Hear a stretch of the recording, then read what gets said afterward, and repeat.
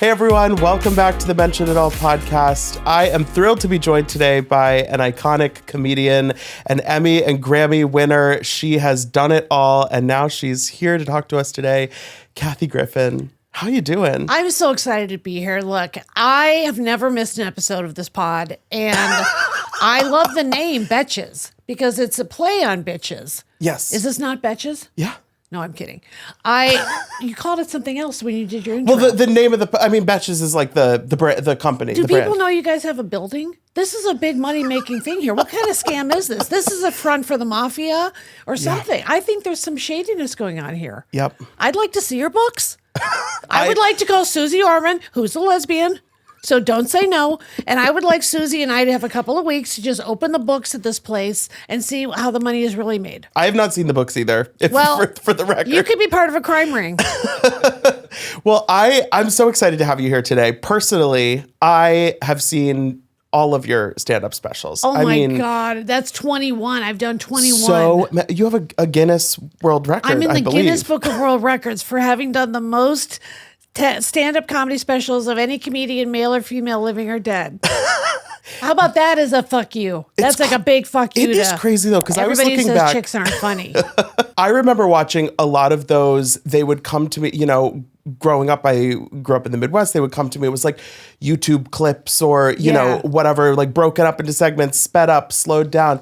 You were cranking out. I mean, I think one of those years you had 4 different I did 4 specials in a year. Because they came to me and they go, what if you did seasonal specials? And I was like, all right. And I was already doing 2 a year at the time. So I'm like, what's 2 more? And on top of that, that was, you had... And by the way, I write my own shit, not like Ellen. Allegedly. Sorry. Allegedly. Well, you were one of the first kind of on the Ellen, asking questions. I was right. Like, let's just say I'm Kathy Griffin. I was right about a lot of shit. Okay. I was right about the Trump head. I was right about a lot of people. And, I still get shit for it. And I'm not actually trying to kill the president, but that picture is going to hold up.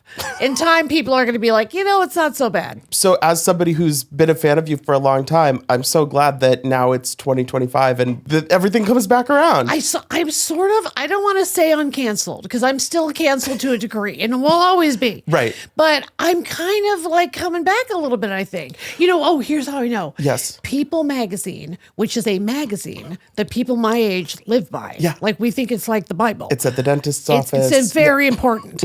So they wrote an article about me and it was a 2-page picture. So the crease was down my face, which is one of my faces. It's not very D-list. No, very A-list. And it was called Risen from the Ashes. How about that shit? That, by the way, does it get more People Magazine? Risen from the Ashes. And there's this picture of me and I look triumphant. And this was just like a week ago. And probably the next page is like somebody's divorced. Yeah, of course. And somebody's gained weight or wearing mom jeans. Yeah. Kathy Griffin has risen from the ashes. Risen from the ashes. It's like I wrote it. Well, it's like you're on tour. I'm on tour. I have a YouTube show once a week. My special that you watch, I'm so flattered because, you do a special, you put it on YouTube and you don't know. Because if it's on a network or a streamer, they tell you. And by the way, they love to tell you bad numbers. That's all they tell you.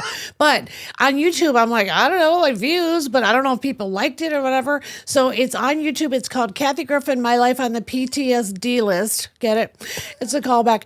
And it's feature length. I'm warning you. Yeah. It's an hour and 50 minutes. But the thing is, I think thinking back to when you had so many specials and you were really just, it was like I lived 3 months. I came back. I did another special. Right. You've lived a lot of life in the last 8 years, I was missing. I was on the fucking no-fly list. I have stuff to talk about. You've risen from the ashes and there's a lot to tell. Yeah. If even People Magazine agrees with what you just said. And I went through a lot of stuff too that was a little on the serious side. Yeah. And by a little, I mean a lot. I was on a 5150 cycle. I for heard. 3 days in the nut bin. Now, I've had other crazy people come up to me and say they find it offensive when I say nut bin. But I feel as someone who was in the nut bin, right. I kind of have a pass. You have the street cred. I kind of do. When you're on lockdown in the psych ward, right. You can call it whatever you want. Well, and because somebody is smearing feces on the wall. I wonder for you though, when you're working on material and deciding what to include. Obviously, you still have the great celebrity stories that people have always loved. There's a lot of humor in it. They keep coming. They never learn, these celebrities. They still behave badly around me. Sometimes I'll look at a celebrity and I'll tell them in the moment, you just walked into my act. You just walked into my act. And I like half the time to this day, they're like, what? Just because I'm doing coke off so-and-so's ass at a party or something. And so I just want you to know, I do give celebrities fair warning. But deciding to include some of the more serious stuff. Yeah. What is it like for you? Maybe that wasn't always something that was part of your act, but now coming back after these, things that you've gone through, really like putting it all out there. What is that like for you? Well, at it's this actually point? not that different. I'll tell you why. My whole career, my act has been based on my life. Like before I was on TV, my act was mostly about my family and dating. Then I got on TV and I started to see behind the curtain of what really goes on in Hollywood. And then my act became about, oh my gosh, I'm on a TV show with this celebrity or that celebrity, and guess what they're really like. So then my act has always been my life. And so when my life became so crazy, primarily starting with the Trump head photo, it was just a series of things. Everything from addiction to, divorce to I got cancer. I never smoked. I got lung cancer. I had half a lung removed. And then it just starts to become funny because the wall of shit was so intense that I thought, okay, I have a history of finding the comedy in anything. There must be comedy even in this. And I think you found it. I mean, I think so. There are a couple stories in that special, which I want people to go watch it, so I won't spoil all the details, but like you find some humor in some pretty dark stuff, and watching it, the audience is like, okay, where's this going? You got to buy Am I gonna leave this being like, oh my God? Because it's all true. I tell a story about when I tried to take my life, which is it's not a topic I'm making fun of. Honestly, I'm not trying to be an insensitive asshole. I just tell my story. But because I was so fucked up on drugs, it ended up being funny, not at the time, but later it got funny. And look, we do have a history of people doing that. Charlie Sheen is going on and I Was Fucked Up tour, and I find it fascinating because I didn't think Charlie Sheen would ever come back from the winning and like the whole phase with the tiger blood. And you watch somebody that you feel like you grew up with meltdown, and now he's like back and he's sort of adorable again, but he's honest about the stories. And so, we do have a history, especially in Hollywood. We do kind of like a comeback. I think if the person's willing to admit they were down. And I was down, and I mean, I was down for the count. Nobody was more canceled than I was. Let's admit it. I'm the most canceled celebrity in the history of canceled celebrities. These other celebrities that were canceled for a week, I'm like, ha ha, I laugh at you. But it's like you lost one gig. Yeah, one gig. Oh, I got fired from one gig. Try being on the no-fly list. And so I had to figure out some way to come back. And as usual, comedy was the best boyfriend I ever had. What has it been like being... Like Fergie and meth. Yeah. Fergie says that about meth. Fergie, who I love, by the way. Yeah. But she says meth was the most difficult boyfriend she ever had to break up with. And my spin is comedy is my best boyfriend. But I do think of Fergie when I say that. Always thinking of Fergie. I miss Fergie. Where is Fergie? I don't know. Feel like she should be having hit records and touring in stadiums because she's an amazing vocalist and she's still hot. And I just feel like she's missing. Like you guys abducted her in this building. She'll be back. Is she in this building or not? I have not seen Fergie. Okay, that's not a no. That is a maybe, and that's you trying to cover your ass because I just signed something. Once we wrap, Kathy will be checking every nook and cranny. Yes, I will. I'm looking for Fergie, and I want her to start singing again. But what has it been like the last couple of years being back out on the road, seeing all your fans again? Amazing. All the gays. The gays never let me down. Now, the power gays in Hollywood turned on me, and that hurt. That hurt me right in my gut because I was like, really, guys? I showed up for every freaking charity event, every drag contest, every fundraiser in the world. And now when I need you, so that was hurtful. But the real life gays were there. I mean, I remember when the Trump head picture happened, I wasn't looking online at all because it was so deadly. But someone sent me a video of some gays on Fire Island all dressed as me with the Trump Halloween mask with ketchup on it. And I was like, God love the gays. Right there. I mean, it was like day 2 of them thinking I was a member of ISIS. And then here's Fire Island.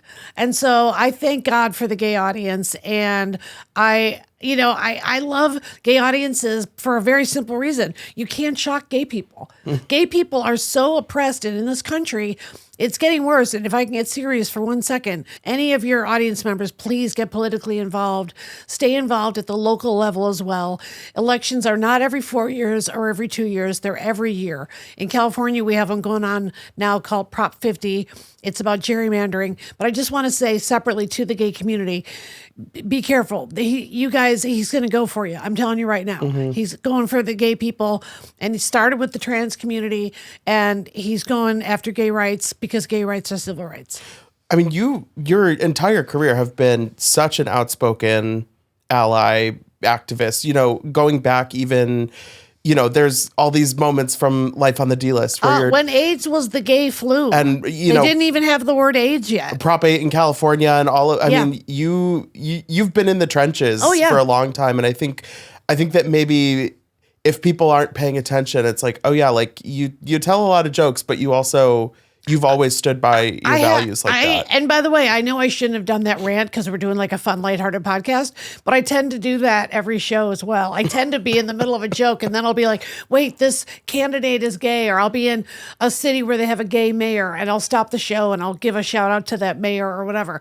But I do have a history of ranting now and again, no matter where I am.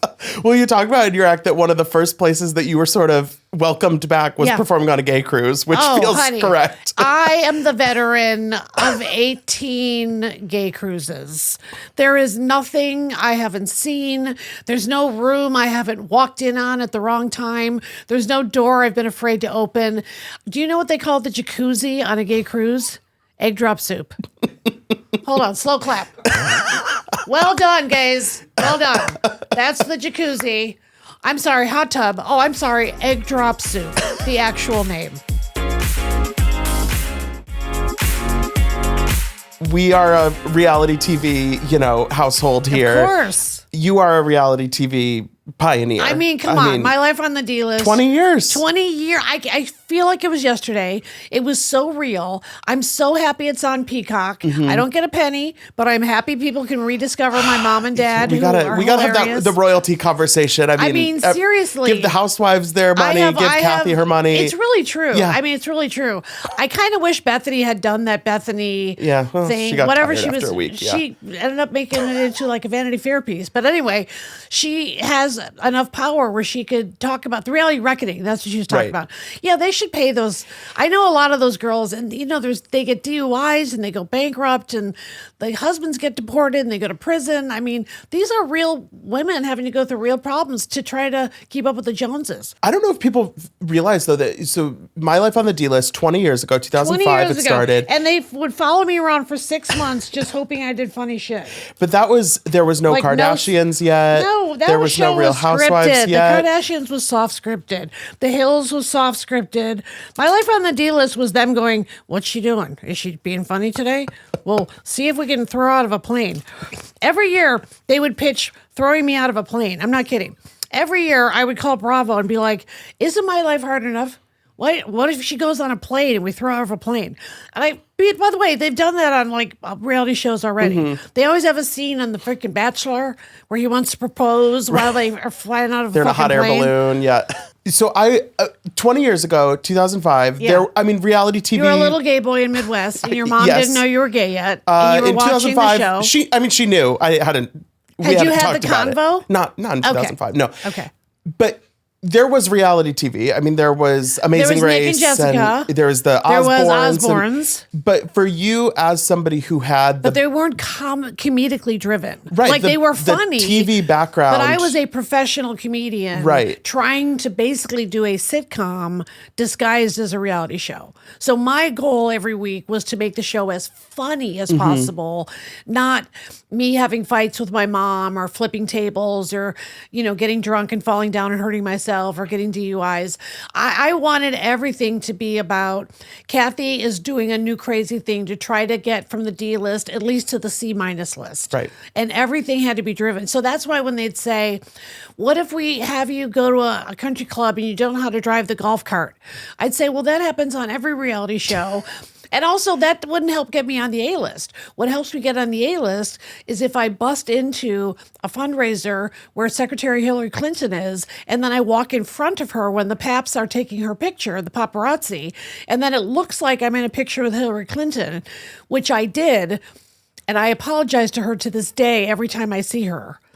Well, and now you're seeing Hillary Clinton. Now I'm in a position where she tweeted one time after I had lung cancer. She freaking tweeted something about me like, "We need Kathy Griffin," and I was like, "Hills." I don't call her Hills. I don't know. I have her number. Bestie, yeah. My bestie. But yeah, whatever it would take to try to get me from the D list to a higher letter, and whatever that entailed. And I think that's partly why it holds up so well, because like you mentioned it getting added to Peacock a couple years ago. Yeah. They added this whole raft of old Bravo content. I love old Bravo. I gotta say. Can I say though, people when that was happening, it was like 20 shows or something they were adding, and people were like, I can't wait to watch the Rachel Zoe Project. Yes. Tabitha Salon Takeover. Oh, love. And My Life on the D List. Because it was really hard to find. But they were real. Like, I don't know Rachel Zoe that well, but I think she's really like that. And I think that show was real. And remember, they had like big stars and she would be dressing them.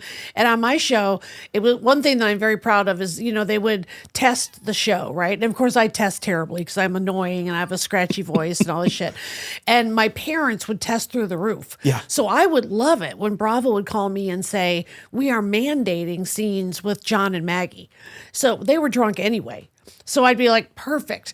And the thing that was great about my parents is they helped humanize me because I was kind of a character, although I'm just like that. But I mean, I had to think of myself as a character. Right.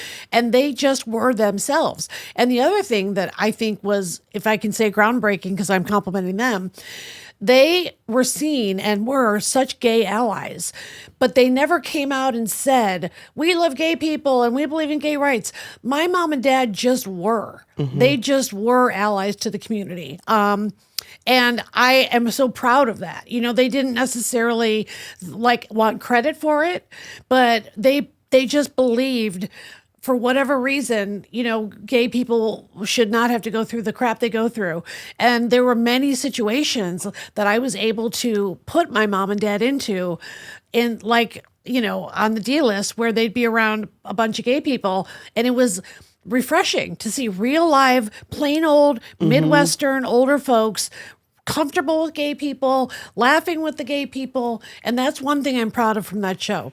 And the way that obviously they were on the show with you, and the way that you talked about them in your stand-up was just like so...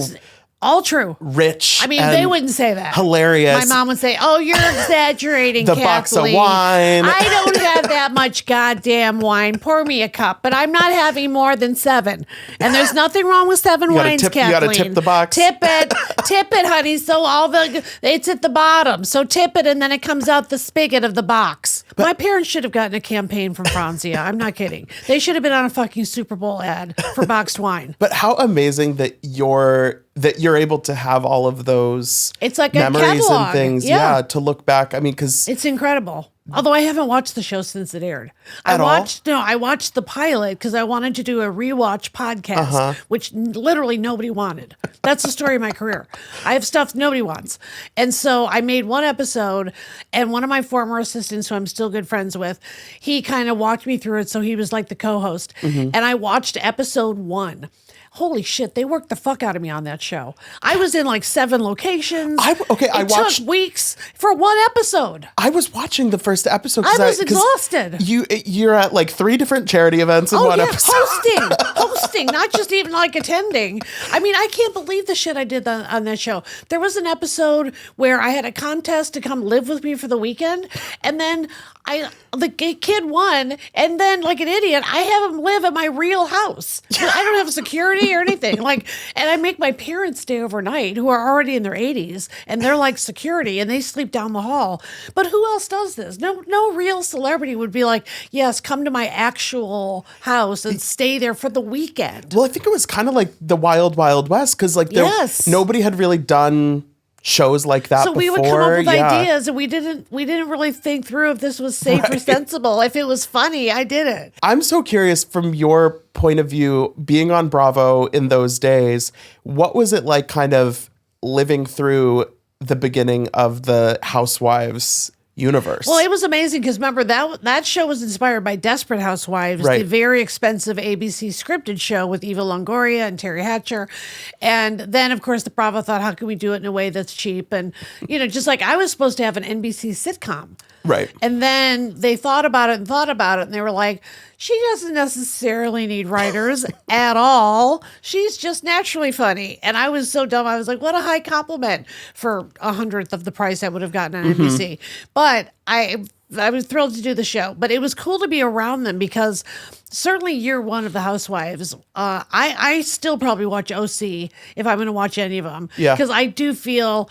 It was such a wild time to be around them. And I do feel that show was pretty real. Like it got scripted more later. And I think they fell into like the same 6 archetypes. But that first group, yeah, I didn't even know what that housing project was, Coda de Casa or whatever. I didn't even heard of it. And I live like an hour and a half away from there. Yeah. But I didn't even know people lived like that. It really did feel like fights a peek behind the gates. Yeah. And behind the gates. And then there was like an in-house insurance company that Vicky worked for, which I think is questionable. She's still doing it. I heard there were some financial questionable moves, but I might be wrong about that. Also with Mauricio. But, there's a lot of stuff going on behind the scenes. And that is what's funny when I think about my life on the deal list. It really was innocent. Yeah. Like it was just everything was out there.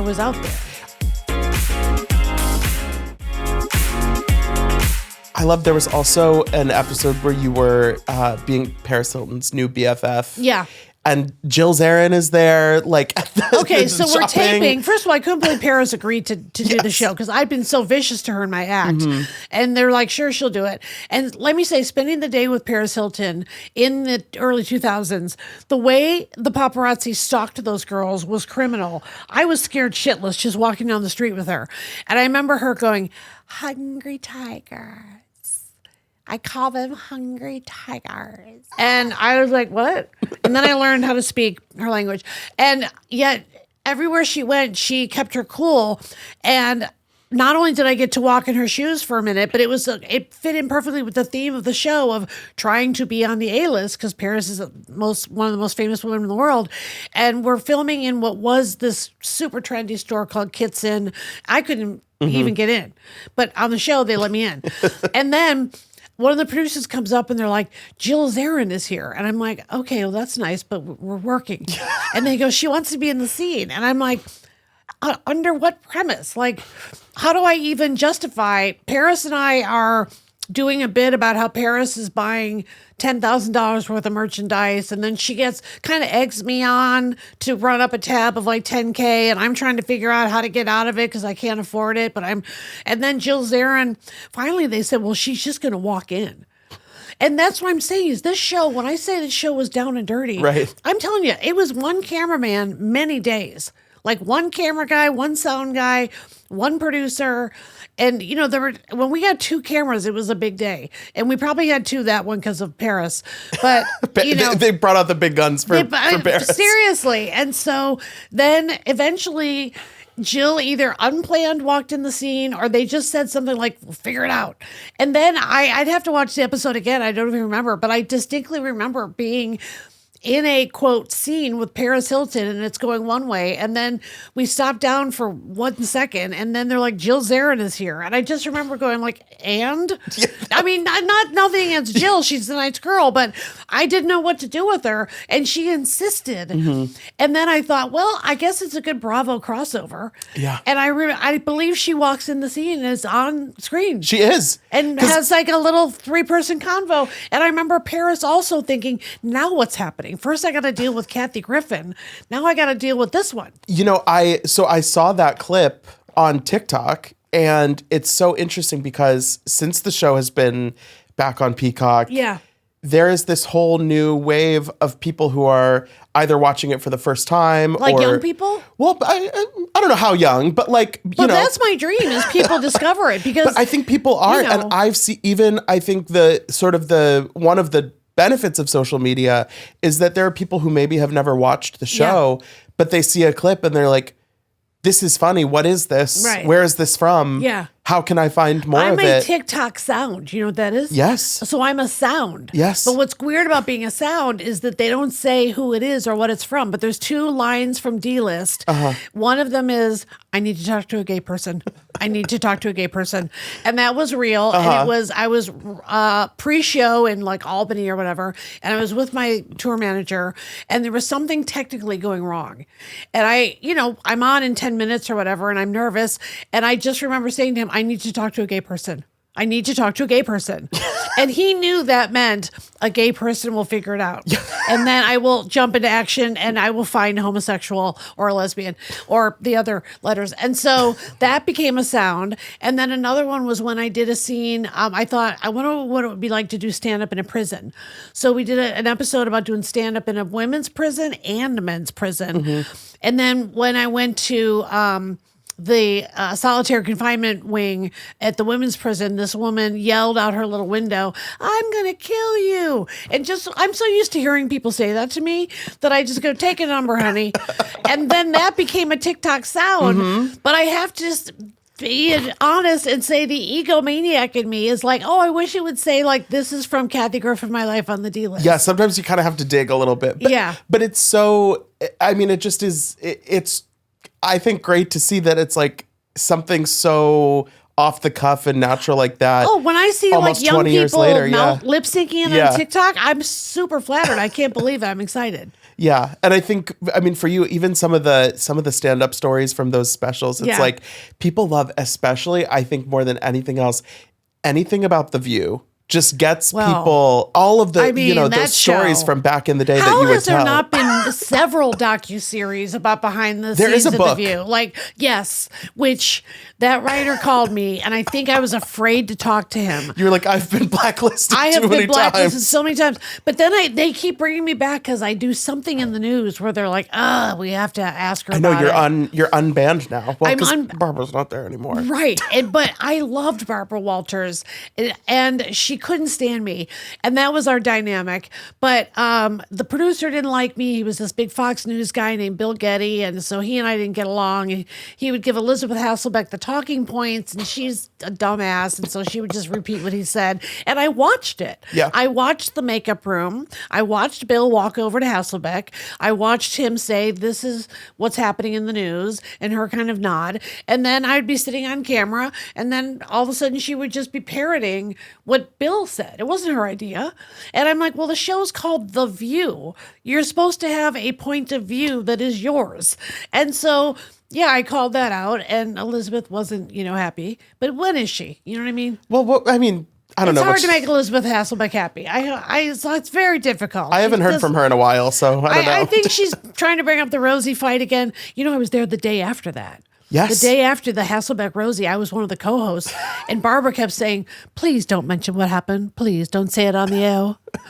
And then every time we came back from commercial, I'd go, can you guys believe yesterday? What was that about? Those guys fighting, right, Barbara?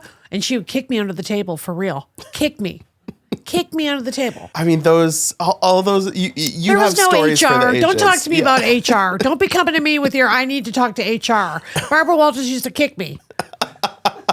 Well, like you said, Kathy Griffin was right about a lot of things, I think. I got a few kicks. I don't mind. Well, you have so much exciting stuff happening. We talked about the new special that people can watch on YouTube now. And it's free. That's the smartest thing I did. People love that I'm not trying to get your credit card or your data. It's not even $10. I was going to do it for like $10. Then I thought, I'll do it for $2. That's funnier. And then I just thought, fuck it. Let's do it for free. Well, and I think it's such a good advertisement for your tour too. That's what I'm people saying. are going to see, Kathy, let me go. This is your vibe. And so the tour is called New Face, New Tour. I've had a third facelift. And then I also have my once a week YouTube show called Talk Your Head Off. And I just pop off in the camera, and my co-host is a wig because people in Hollywood cancel too much. I can't believe I'm here. If I was an A-lister, I would have canceled. Look, I don't ever tell anybody who's coming in advance because I'm like, then it's not going to happen. Right. Right. I don't trust. I had a talk show for 2 seasons on Bravo called Kathy, and I loved doing it. But I'm telling you, when people canceled, I would die a fucking petite mort, a little death every time.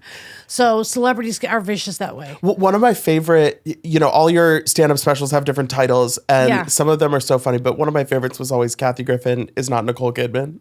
I tried to get Nicole Kidman to do the voiceover. I said, see if you can just get her to say, ladies and gentlemen, Kathy Griffin is not Nicole Kidman. And that's all I wanted her to say, but she wouldn't do it. That email was not replied to. It was, once again, it was what they call a hard pass. But it would have been cool if she had done it. It would have been cool. But she's going through so much right now. What do you think happened with that Keith Urban? Cheated? I don't know. They seem so Doesn't he have a new girlfriend already? I heard he has a new girlfriend already. I don't know. She's looking good, though. She's a gorgeous, talented Amazonian woman who wouldn't do my voiceover. That's what she is. Maybe 2026 is the year that we get together. That you get Nicole. Yeah. Well, you're receiving an award, I think, from the Out 100. Tell me about that. I think I'm one of the 100 hags of all time. I'm not sure. I think it's the haggery has paid off, but it's very exciting. It's very prestigious, and I'm laughing because I'm like finally on a list. Mm-hmm. I'm always when they have those 100 lists. I'm always 101.